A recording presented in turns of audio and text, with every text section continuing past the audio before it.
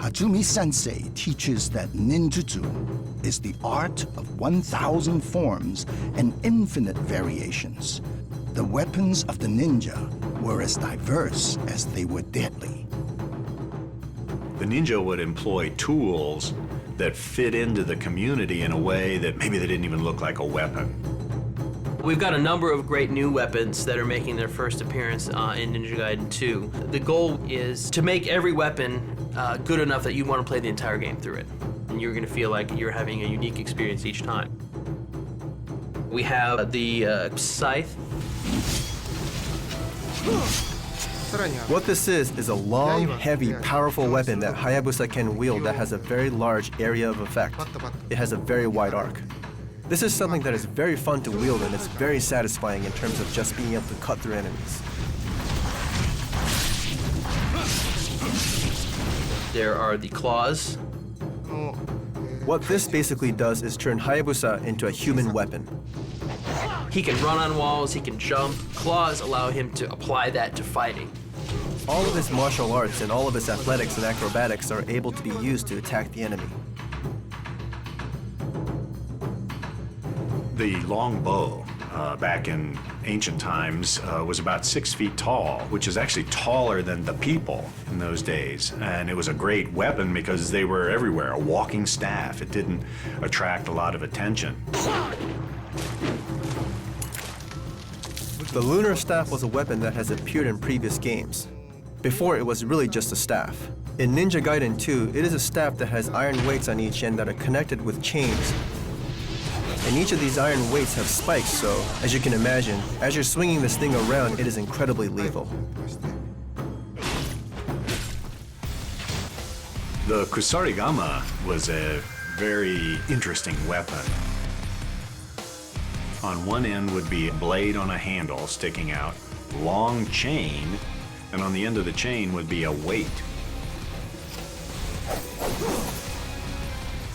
The cool thing about this weapon is you can not only do cutting attacks with the sickle portion of it, but you can also do pulverizing and smashing attacks with the iron weight that's attached on the end.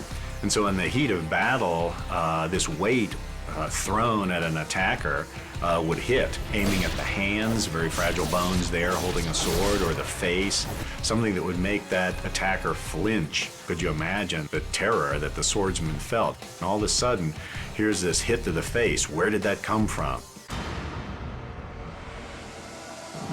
You have the tonfa. It was what the nightstick is based off. You hold them in each hand and it's swung to hit enemies. And this is really cool because it's a hitting action, not a slicing action. So when that connects with an enemy, you're gonna feel that crack.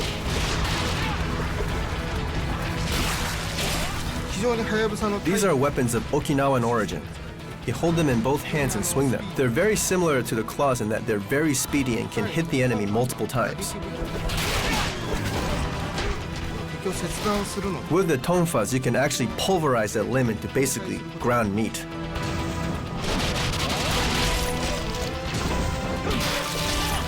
Very important to combat in ancient Japan was the Japanese sword, the katana.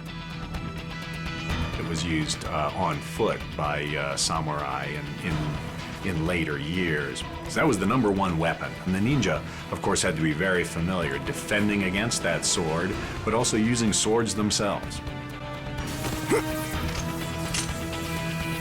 In the first game, the dragon sword was pretty much considered the default weapon and the best weapon. And if you wanted to get through the game easily, use a dragon sword. You'll notice that the dragon sword this time around is a lot more flexible. It has a lot more moves. It can really be a signature weapon for Hayabusa and is a great partner to all the obliteration techniques.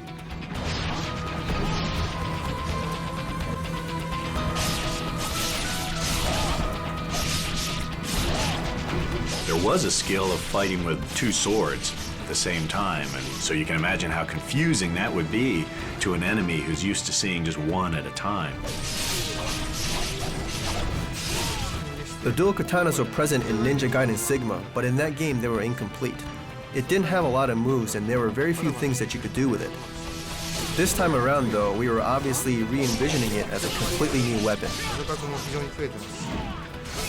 You have obliteration techniques, and there are so many more things that you can do with this weapon, so I certainly encourage everyone to get their hands on the new dual katanas.